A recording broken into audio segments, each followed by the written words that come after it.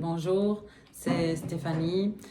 Je vous avais dit dans des précédentes vidéos que j'allais m'intéresser au sujet de l'inconscient. Et aujourd'hui, j'aimerais vous parler du temps comme phénomène hypnotique, de la distorsion temporelle comme phénomène qui arrive durant une transe, pendant la séance, mais pas que.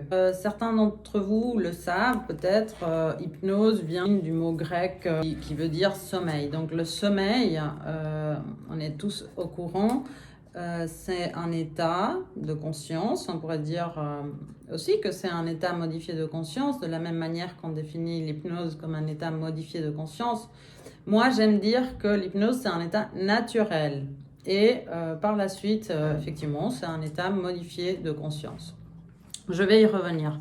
Mais donc, le sommeil, c'est en tout cas un état où nous ne sommes absolument pas conscients du temps qui passe comme nous pouvons l'être durant la journée. Donc ce sont des états que nous connaissons quand même et que nous avons déjà vécu. Nous avons déjà vécu ce phénomène de distorsion temporelle de différentes manières. La première, c'est quand par exemple nous sommes en train de faire quelque chose qui nous fait plaisir. On a l'impression que le temps file, il vole, et il est en accéléré. Et de la même manière, quand nous sommes en train de faire une tâche répétitive ou quelque chose que nous n'avons vraiment pas envie de faire, on a l'impression que le temps passe très lentement. C'est aussi vrai, alors, que quand nous sommes enfants, notre relation au temps est différente qu'en tant qu'adulte. Et je vous demande de vous rappeler quand vous étiez enfant et peut-être penser à maintenant. Est-ce que vous avez eu cette impression que le temps passe, au fur et à mesure qu'on grandit, le temps passe de plus en plus vite? À des moments, on a l'impression que rien ne bouge, que ça passe très lentement, mais de plus en plus, quand on avance, on a l'impression que c'est passé en une seconde. La distorsion temporelle, c'est effectivement un effet, un phénomène hypnotique qui permet cette impression de distorsion temporelle. C'est un état différent, un état de conscience différent en tout cas. C'est pourquoi d'ailleurs nous pouvons réaliser des régressions temporelles, nous pouvons réaliser aussi des progressions temporelles, nous pouvons réaliser des amnésies en hypnose. Donc ce phénomène de distorsion temporelle, c'est un phénomène qui m'a toujours attiré, m'a toujours éveillé ma curiosité et que je voulais un peu partager avec vous. C'est cette conscience du temps ou cette non-conscience du temps. Quand on vit, on vit dans le moment présent. C'est à ces moments-là, quand on est en train de profiter, de vivre, de savourer de la vie, qu'on ne voit pas passer le temps. On est dedans, on est dans le temps. Évidemment, a été exploré aussi par la PNL. Dans les métaprogrammes, nous avons le métaprogramme endotemporel et le métaprogramme exotemporel. C'est un peu comment on s'organise vis-à-vis du temps, comment on visualise notre ligne de temps, comment on s'intègre avec le temps. J'y reviendrai dans une prochaine vidéo par rapport au métaprogramme. Donc c'est un sujet vraiment très intéressant. Et aujourd'hui, ce que je veux partager avec vous, c'est cette prise de conscience par rapport à la notion de temps. À se demander peut-être un peu plus souvent à quel point vous êtes en train de savourer du moment présent, à quel point vous êtes dirigé par une ligne de temps entre passé, présent et futur, même si elle sert à s'organiser et s'intégrer dans le temps, elle peut devenir un peu bloquante à quelque part. La notion de temps revient souvent en séance avec des clients qui n'ont pas envie de perdre leur temps ou qui sentent qu'ils ne font pas assez dans le temps imparti. Donc cette notion d'exigence et cette notion de ne pas vouloir perdre du temps qui sont liés. Et de l'autre côté, c'est un sujet clé puisque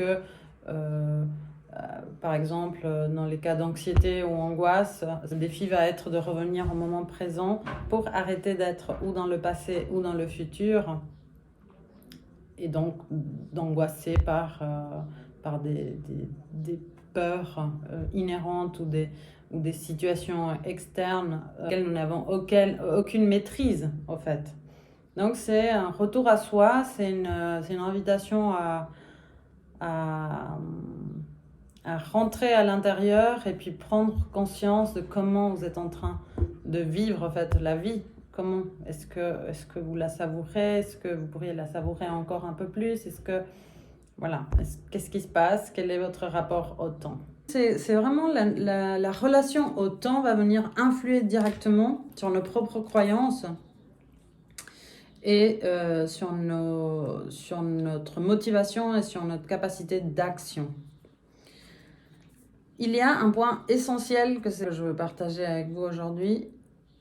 Ça fait partie de l'explication que je donne à mes clients quand ils viennent me voir. En tant que hypnothérapeute, j'explique ma vision de l'hypnose et j'explique des faits concrets aussi par rapport aux neurosciences et puis à la PNL. Il y a quelque chose que j'aime ajouter, en fait. J'ai développé d'ailleurs un atelier qui s'appelle l'essentiel de l'hypnose, aussi appelé le langage de l'inconscient. Il y a des facteurs clés à comprendre par rapport au fonctionnement de l'inconscient. Et un de ces éléments, c'est comment, en fait, on va s'adresser à notre inconscient. On est en train de parler d'hypnose, comment s'adresser à l'inconscient. Il y a un point clé qui est que notre inconscient, lui, il vit à un seul temps verbal. À votre avis, c'est lequel? Je vous laisse réfléchir. Quel est le temps verbal de l'inconscient?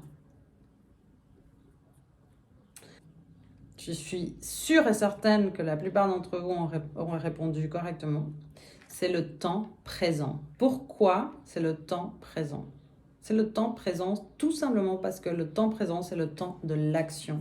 C'est le seul temps qui existe réellement, c'est le temps de la vie. Tout ce que je suis en train de dire maintenant et tout ce que je viens de dire n'existe plus. Et en permanence, c'est cet éternel recommencement de présent qui est le temps dans lequel notre inconscient, ce qui nous anime, habite. C'est le temps de l'existence.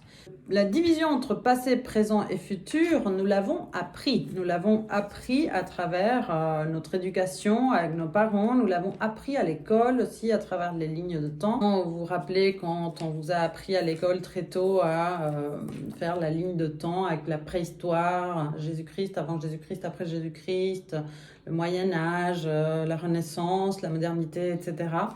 Et donc, ça nous a aidés à apprendre cette manière d'interpréter le temps linéaire, à le diviser, à savoir entre passé proche, passé aussi avec les temps verbaux, passé composé, passé simple, passé antérieur.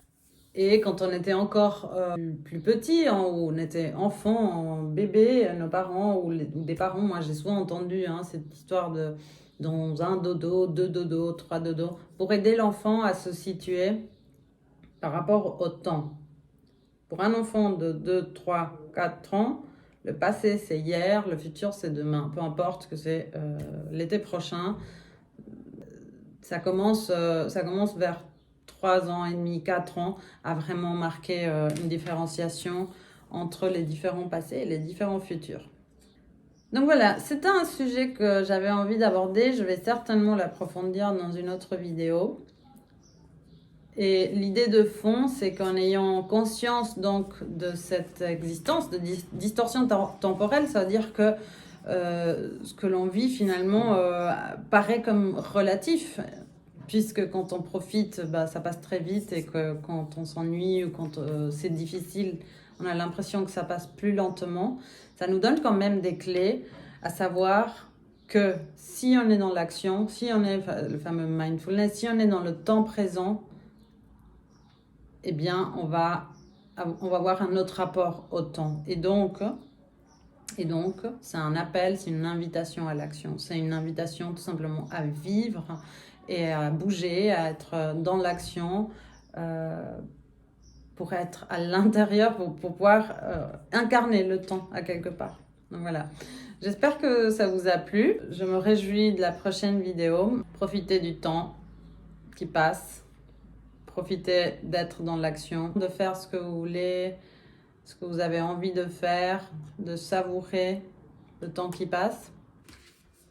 Et je profite aussi de vous présenter ma nouvelle carte de visite. Alors, l'identité visuelle a été refaite en début d'année déjà, en début d'année passée, en fait 2021. Mais c'est vrai que je n'ai jamais trop communiqué là-dessus. Et puis, je trouve sympa quand même parce que je l'aime bien, ce nouveau logo. Il me correspond. Je ne sais pas qu'est-ce que vous en pensez. Et puis aussi, vous montrer, c'était un de mes premiers flyers. C'est l'ancien site coachsolution.ch. Maintenant, vous savez qu'il y a wmsdv.ch, donc comme mes prénoms, mon nom. Donc www.mariestéphaniedelaval.ch, si vous voulez la version longue, si vous avez du temps. Et puis, vous savez que je crée du contenu, j'organise des ateliers pour adultes et enfants autour de l'hypnose, autour du pouvoir de la pensée, autour de la PNL, les neurosciences, la physiologie, et puis autour des sujets de fond comme sont la confiance en soi, l'anxiété, les traumatismes du passé, comment dépasser des blocages, comment changer ses croyances et comment vaincre des peurs ou des phobies. Ce sont toutes des thématiques que vous pouvez traiter en séance ou bien lors des ateliers que je vous propose. Je considère que c'est très important pour avancer dans la vie d'obtenir les informations pertinentes pour nous aider à comprendre et donc beaucoup plus facilement débloquer les choses. Voilà, je vous dis à très bientôt.